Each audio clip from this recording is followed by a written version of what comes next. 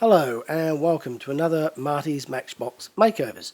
Today I shall be restoring a Matchbox number 62B, the TV service van, first produced in 1963.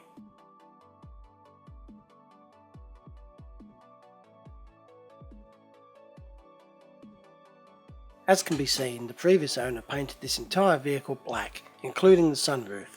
It is also missing all of its original plastic accessories.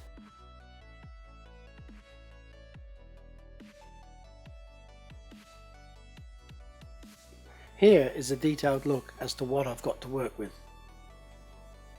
Once again, I'll make mention of the fact that the previous owners painted this entirely black. It is also missing on its roof an antenna, a plastic ladder, and it should come with 3 small plastic television sets that are also missing. It should also have a cream roller door on the back. I actually have 2 of these models. Here is the other one. I'm using this as reference so that I can match the original paint colour. Some of you may find it interesting that although these are the same model, they are different. The one at the top has a rivet holding the base on, whereas the one at the bottom does not. My other model has the cream roller door that I was talking about before. So now it's time to start doing up this model. To begin with, I shall remove the body from the chassis using a small flat-bladed screwdriver like this. What I am doing is gently flexing the body to disengage a tab from a slot at the back of the model. Having done this, it is a simple case of lifting the base off of the model.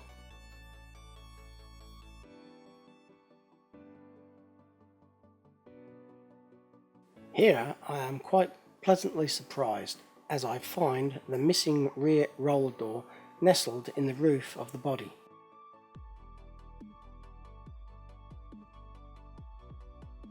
Who knows how many years that rear roller door has been missing. To clean the paint from this transparency, I'm going to have to remove it from the cabin. To free it up, I'm going to have to drill out this rivet. Having thought that the rear door was missing, I ordered a replica part online. Here you can see a comparison between the original and the replica. So I'm now going to remove the transparency from the model. I'm using a drill whose diameter is exactly the same as the head of the rivet. I'm being very careful here not to drill through the roof of the cabin.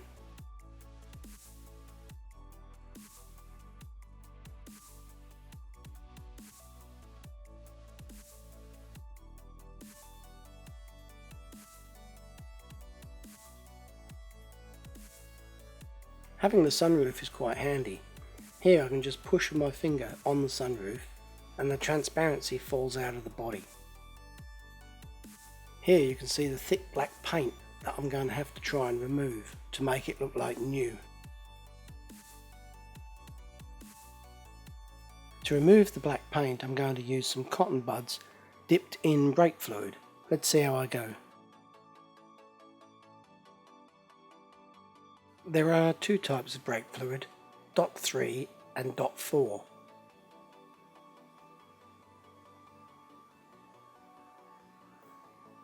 Here I am using both alternatively to try and determine which one is the better product. It would seem that they are both equally effective at removing the paint from the plastic.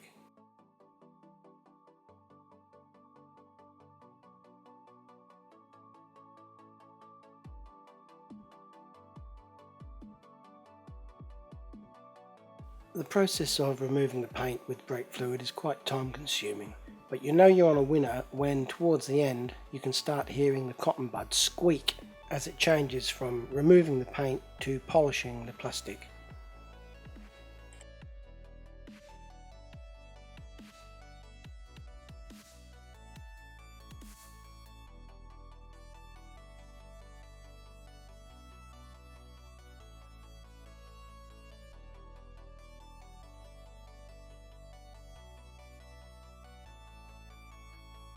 After I remove the paint, I shine the transparency using some aluminium polish, a cotton bud, and then a soft cloth.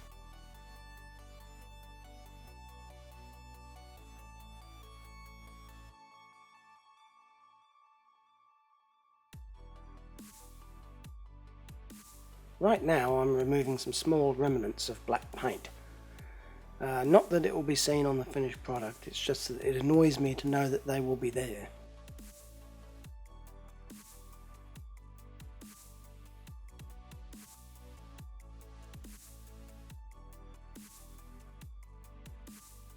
A quick spray of high gloss varnish, and here is what it looks like. Here again is a comparison of the new roller door versus the old roller door. I think I will have a go at cleaning up the old roller door so that it remains with the original model. But now it's time to strip off the old paint using paint stripper.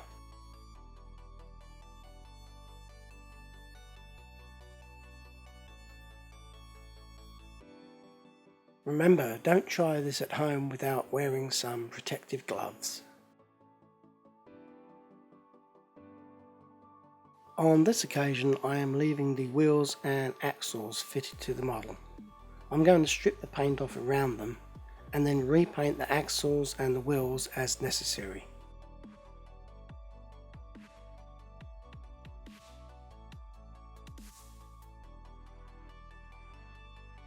As in the past, I'm using a spare toothbrush to remove the softened paint from the model. Here you can see some original paint that has been revealed.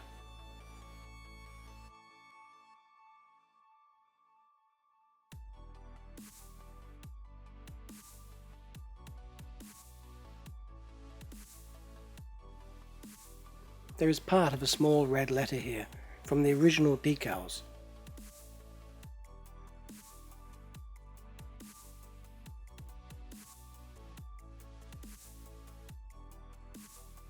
I'm going to give this a second coat of paint stripper, then I will come back and show you what it looks like completely paint free.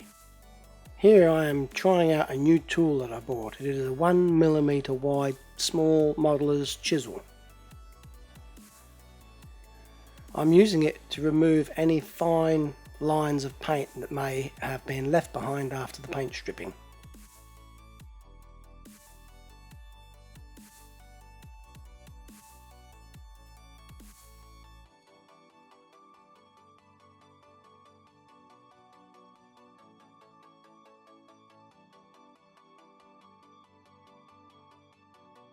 I've bought some small wire brushes to fit in my Dremel to assist me with cleaning tricky areas. This particular model has a very small radiator on the front of it. I'm hoping that these rotary brushes will help me to clean it up ready for repainting.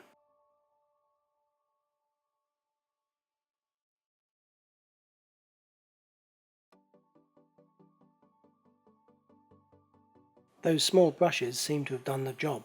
Some of you may recognise the front of this vehicle to being identical to the front of the ice cream van that I restored in an earlier video. The reason for this is simple. They are both comma vans and have identical front ends. For those of us that are too lazy to remove the wheels and axle from a model, here's a little tip on how you can mask the wheels off prior to painting, using large drinking straws. They won't quite fit over the wheels, so here I am cutting them halfway through. When I put them on the wheel, I make sure that the cut is facing upwards. That way when you spray the base, there is no overspray on the wheels.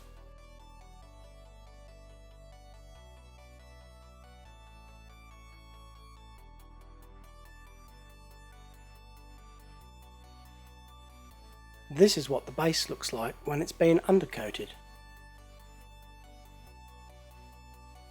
Here I've superglued a screw inside the body of the van, so I've got something to hold whilst I'm respraying it.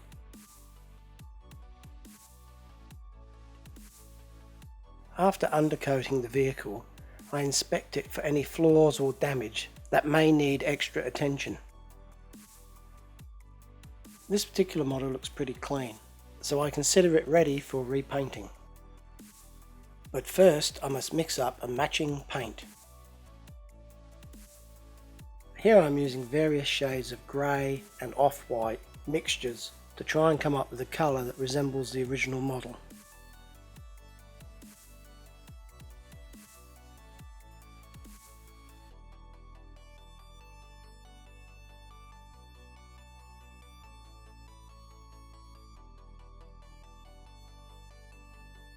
This can be very frustrating and time consuming, and quite often results in me wasting more paint than I actually use.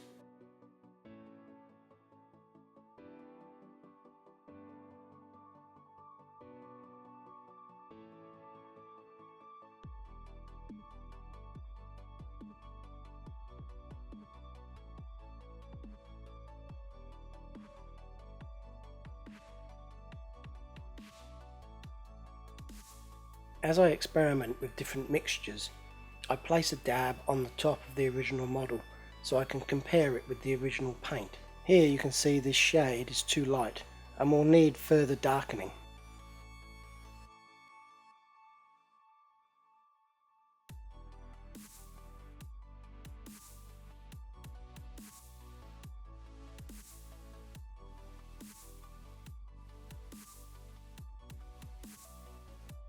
I am very slowly getting towards an exact match.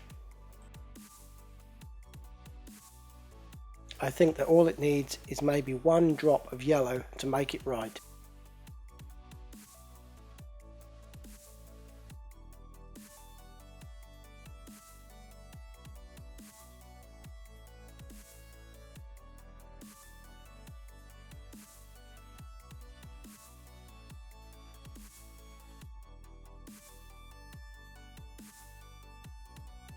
Finally, I am happy with the result. I shall start by giving the base a coat of gloss black.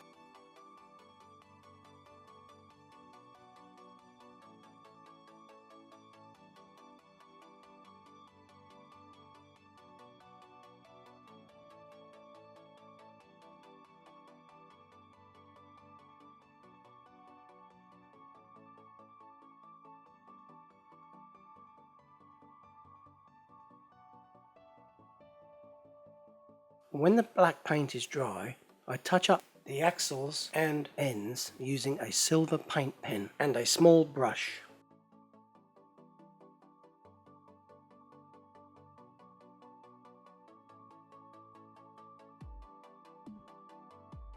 Now it's time to paint the main body of the van using my paint mix.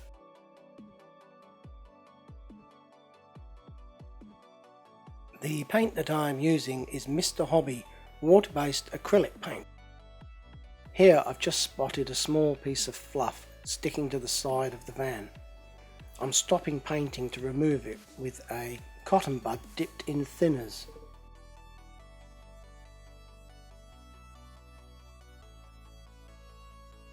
That was close. I thought I was going to have to start from scratch again.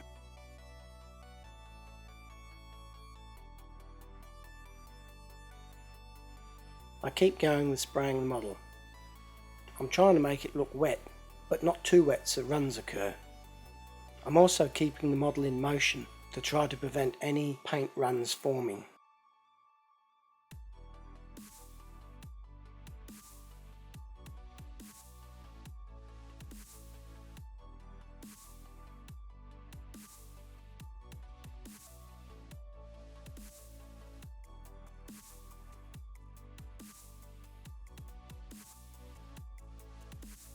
Here my spray gun gets blocked, so I remove the needle completely. That way there will be no restriction stopping the paint flowing through the nozzle. Sometimes, depending on the amount of pressure from the compressor and the viscosity of the paint, this may be necessary to continue using the airbrush.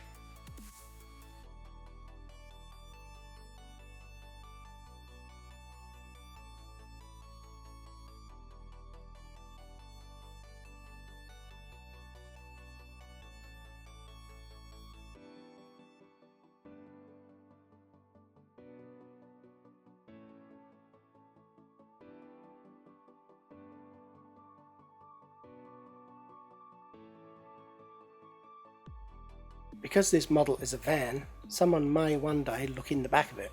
Therefore, I'm making sure I coat the inside of the model as well as the outside.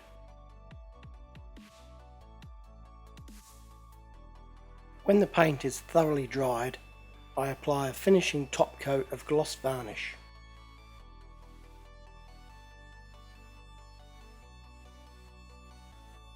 Here is a reproduction set of plastic accessories. I shall now cut them off the sprue and make good any rough ends.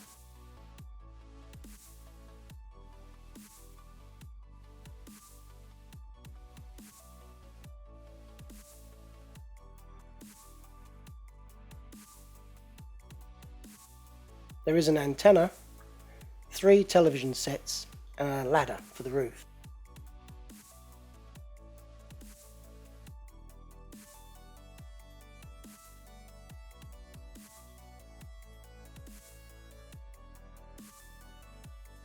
Here is a close-up of the accessories. You can see that there are 2 different types of television. Now finally all the parts are ready to be reassembled.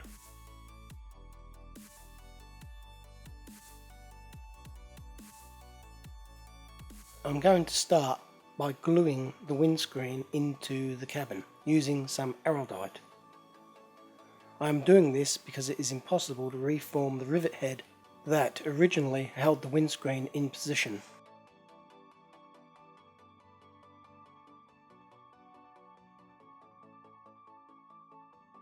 I am using the smallest amount of araldite possible, then gently seating the windscreen using a cotton bud.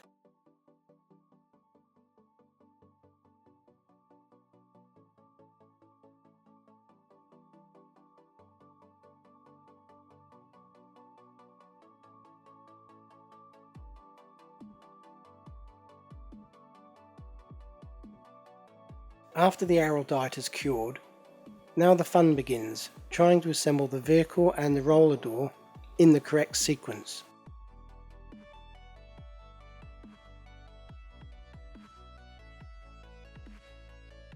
After multiple failures, I realised the key is to place the door in first, lying almost flat on the roof, and then fitting the base.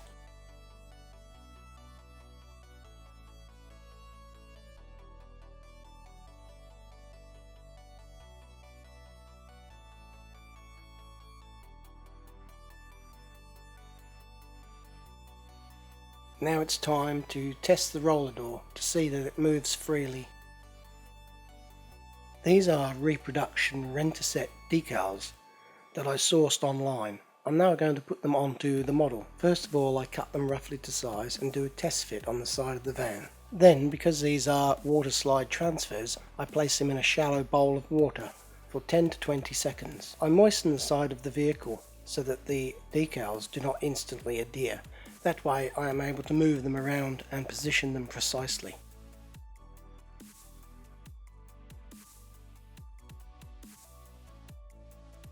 When the transfer releases from its backing sheet, I can then place it onto the model, hold it into position and then withdraw the backing sheet using tweezers. I gently move it into perfect alignment before soaking up excess moisture using tissue paper.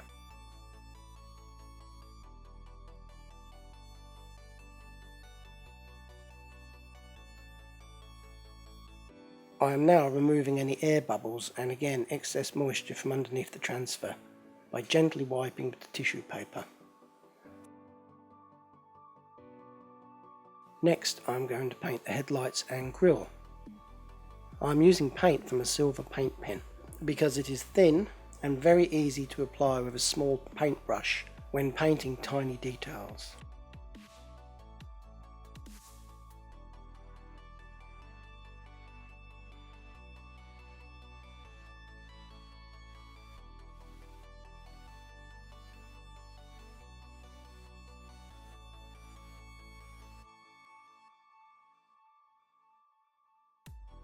With the paint job finished, it is now time for the final reveal.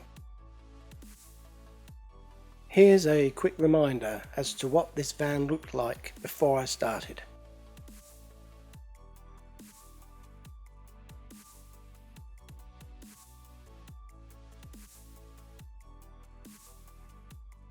And here's what it looks like now.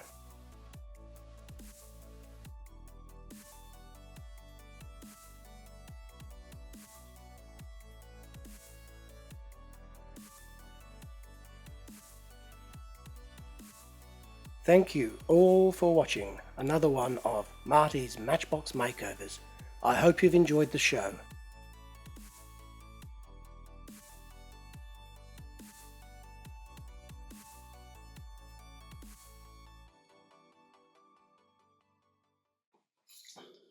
Right, filming?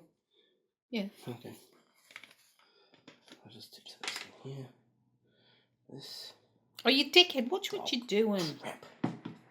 Alright, we'll do that again. Oh shit. We'll do that again.